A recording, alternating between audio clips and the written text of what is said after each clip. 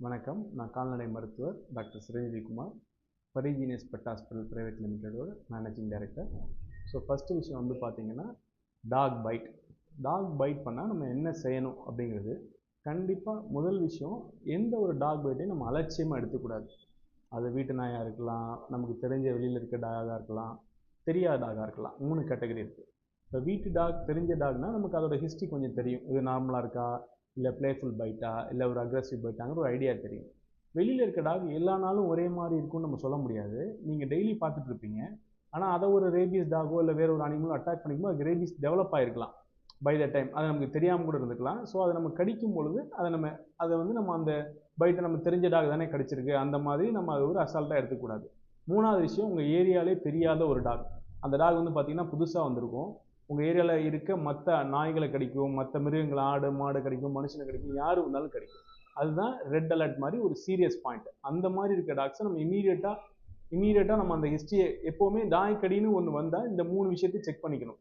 வீட்டு நாயா, உங்களுக்கு தெரிஞ்ச வெளியில் இருக்க பழகுன நாயா, தெரியாத டாகா. ஸோ இந்த கேட்டகரைஸ் பண்ணி அதுக்கு தகுந்த மாதிரி நம்மளோட மெஷர்ஸை எடுத்துக்கணும்.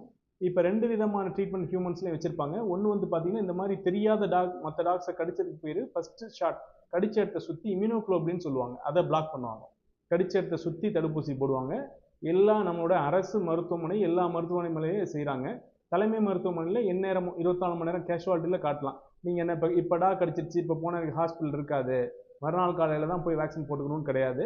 ஜிஹெச், இப்போ திருச்சி ஜிஹெச், அந்த மாதிரி எல்லா ஜிஹெச் மெயின் ஜிஹெச்லையுமே 24 ஹவர்ஸ் கேஷுவாலிட்டியில் முதல் கடியே ட்ரீட் பண்ணுவாங்க.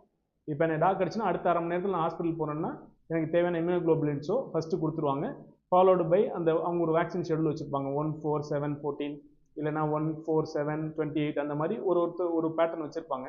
அந்த பேட்டர்னை ஃபுல் கோர்ஸ் எடுக்கணும் சார். அந்த ஃபுல் கோர்ஸ் வந்து ரொம்ப முக்கியமானது. அதே போல் இப்போ இருக்க நிறைய பேரோட கொஸ்டின் என்னன்னா, முன்னாடிலாம் நம்ம ரேபீஸ் வேக்சின்ஸ் போடும்போது நிறைய ரியாக்ஷன்ஸ்லாம் வந்தது. இப்போ இருக்கிறதெல்லாம் இந்த வேக்சின் ரொம்ப advanced vaccines, tissue culture vaccine சொல்லுவாங்க. ஸோ இந்த வேக்சின்ஸில் வந்து அந்த மாதிரி ரியாக்ஷன்ஸ்லாம் எதுவும் இருக்காது. ரொம்ப சேஃப் தான். நீங்கள் உணவு முறைகள், பத்திய முறைகள்லாம் தேவைப்படாது. அதனால் நீங்கள் தாராளமாக இந்த வேக்சின்ஸை வந்து எடுத்துக்கலாம். அந்த முழு கோர்ஸ் எடுத்துட்டிங்கன்னா உங்களுக்கு ஃபுல் ப்ரொடெக்ஷன் கிடைக்கும். ஜென்ரலாக 4 to 5 இயர்ஸ் நாங்கள் சொல்லுவோம். இப்போ நாங்களாம் 5 வருஷத்துக்கு ஒரு தடவை அந்த வேக்சின் டைட்டரை செக் பண்ணி வேக்சின் போடுவோம். நாங்கள் இதே ப்ரொஃபஷனில் இருக்கிறதுனால நாங்கள் அந்த வேலையை செஞ்சுட்டே இருப்போம். நார்மலாக அந்த ஃபுல் கோர்ஸ் ஏன் எடுக்க சொல்கிறோம்னா, அதை எடுத்திங்கன்னா உங்களுக்கு 4லேருந்து 5 வருஷம் ப்ரொடெக்ஷன் இருக்கும். இது வந்து முதல் கேட்டகரி. ஸோ அடுத்து வந்து வீட்டில் வளர்க்குற டாக்ஸை நம்ம என்ன பண்ணலாம்னா, ப்ராப்பரான வேக்சினேஷன் நம்ம ஏன் போட சொல்கிறோம், வைரல் வியாதிகள் வந்த பிறகு வைத்தியம் பண்ண முடியாது. ஸோ அதனால் வரதுக்கு முன்னாடி தான் தடுக்க முடியும். இப்போ உங்கள் டாகுக்கு ரேபீஸ் வந்த பிறகு ட்ரீட்மெண்ட் கிடையாது அந்த டாகுக்கு. அதே மாதிரி தான் மனுஷனுக்குமே வந்த பிறகு வைத்தியம் கிடையாது. அதெல்லாம் வரதுக்கு முன்னாடி தான் தடுத்துக்கணும். ஸோ உங்கள் பப்பி 90 டேஸ் மேலே இருந்தால் டாக்டர் ஜென்ரலாக வேக்சினேஷன் ரேபீஸ் போடுவாங்க.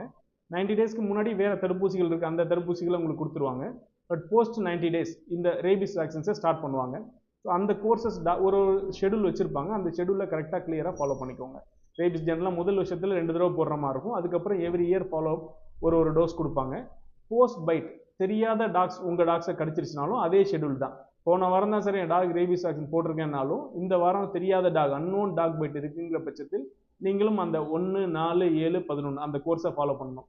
இதில் வந்து ஹிஸ்ட்ரி முக்கியம். நான் சொன்ன மாதிரி உங்கள் வீட்டுக்கு பக்கத்தில் இருக்க டாகா, உங்களுக்கு தெரிஞ்ச டாகா, இல்லை உங்களுக்கு தெரியாத டாகா, இதெல்லாம் பேஸ் பண்ணி தான் அதோட டிசீஸோட சிவியரிட்டியும் இருக்கும் சார். இது வந்து ரிகார்டிங் நம்ம வீட்டில் இருக்க பெட்ஸ் பொறுத்து. கவர்மெண்ட் இனிஷியேஷன் பார்த்தீங்கன்னா, இப்போ கவர்மெண்ட் என்ன பண்ணுறாங்க, ஸ்ட்ரீட்டில் இருக்க எல்லா டாக்ஸுமே ஆவரேஜாக எல்லாத்தையுமே பர்த் கண்ட்ரோல் ப்ரோக்ராம், குடும்ப கட்டுப்பாடு அறுவை சிகிச்சை செய்கிறாங்க.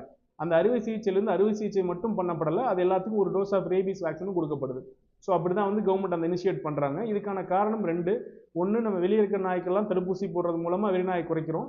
வெளியே இருக்க நாயோட இனப்பெருக்கத்தை கட்டுப்படுத்துறது மூலமாக மனுஷனோட என்கவுண்டர்ஸ், ஹியூமன் என்கவுண்டர், நாயை அதிகமாக மனுஷனை கடிக்கிறத குறைக்கிறோம். இந்த விஷயங்களை வந்து கவர்மெண்ட் இனிஷியேஷன் பண்ணுறாங்க. இப்போ திருப்பி கவர்மெண்ட் நியூ இனிஷியேஷனாக வெளியே நம்ம இருக்க எல்லா டாக்ஸையுமே இப்போ வந்து லைசன்ஸ் பண்ண, வெளியே இருக்க டாக்ஸ், வீட்டில் இருக்க டாக்ஸோட ஸ்டாட்டிஸ்டிக்ஸ் கலெக்ட் பண்ண போகிறாங்க ஃப்ரம் April 1 அது வந்து நாய்களோட எண்ணிக்கை எடுத்து அது எல்லா டாக்ஸும் ப்ராப்பராக வேக்சினேட் பண்ணியிருக்கா, அதெல்லாம் மெயின்டெனன்ஸ் சரியாக இருக்கா அப்படிங்கிற விஷயத்துக்காகவும் ஒரு இனிஷியேஷன் பண்ணுறாங்க. ப்ராப்ளி லைசன்சிங் மெத்தட் மாதிரி வச்சுக்கலாம். இப்போ சென்னையில் பண்ண மாதிரி எல்லா சிட்டிலையுமே பிளான் பண்ணுறாங்க. 2வது, இப்போ நம்ம ரெஸ்ட்ரிக்ஷன்ஸ் கொஞ்சம் கொடுத்துருக்காங்க. வெளியே நீங்கள் ஒரு பொமரேனை தூக்கிட்டு போகும்போது யாரையும் கடிச்சா பிரச்சனை இல்லை, சின்ன சைஸ் டாக். இப்போ நீங்கள் ஒரு ராட்வீலர் கூட்டிகிட்டு போகிறீங்க, இல்லை ஒரு பெரிய சைஸ் ஜெயின் டாக்ஸ் கூட்டிகிட்டு போகும்பொழுது மற்றவங்களை அது அச்சுறுத்தும் வகையில் இல்லாமல் இருக்க மாதிரி அதுக்கான மசில் சொல்லுவோம், வாய்க்கூடு இல்லைங்களா, அந்த மசில் போட்டு கூட்டிகிட்டு போகிறதெல்லாம் இன்சிஸ்ட் பண்ணுறாங்க. ஸோ இதில் வந்து நம்ம இதுக்கான இன்னொரு காரணம் பார்த்தீங்கன்னா, டாக் கடிக்கிறத விட நான் பெட் ஓனர்ஸ்க்கு என்னோட அட்வைஸ்னா, நீங்கள் உங்களோட பெட் என்னவா இருந்தாலும் அதை சோஷியலைஸ் பண்ணுங்கன்னு சொல்கிறேன். ஒரு புது ஒரு ஒரு ஒரு சமுதாயத்துக்கு வந்து அதை கொஞ்சம் சோஷியலைஸ் பண்ணிட்டீங்கன்னா அந்த அக்ரெசிவ் பிஹேவியர்ஸ் வந்து நீங்கள் நல்லா வந்து ரெடியூஸ் பண்ணிக்க முடியும். அதுக்கான பாசிபிலிட்டி அதிகம் சார். ஸோ இதெல்லாம் செய்கிறது மூலமாக நம்ம மக்களுக்கு 2 விஷயம் பண்ணுவோம். ஒன்று பேசிக்கான அவேர்னஸ், எல்லாருக்கும் நாய்க்கடிங்கிறது அலட்சியம் இல்லாமல் அதை வந்து ஒரு ஒரு ஒரு கன்சர்னாக எடுத்து அதுக்கான வேக்சினை எடுத்துக்கிறது, ஹியூமன் டாக்டர்ஸை பார்த்து அதுக்கான ஒரு அட்வைஸை வாங்கிக்கிறதுங்கிறது ஒன்று. ரெண்டாவது, நம்ம வீட்டில் வளர்க்குற எல்லா நாயாக இருக்கட்டும் பூனையாக இருக்கட்டும், மெயினாக பூனைக்கும் ரேபிஸ் வரலாம். அதனால பூனைக்கும் தடுப்பூசிகளை போட்டு வைக்கணும். இது வந்து என்னோட கன்சர்ன் சார். தேங்க்யூ.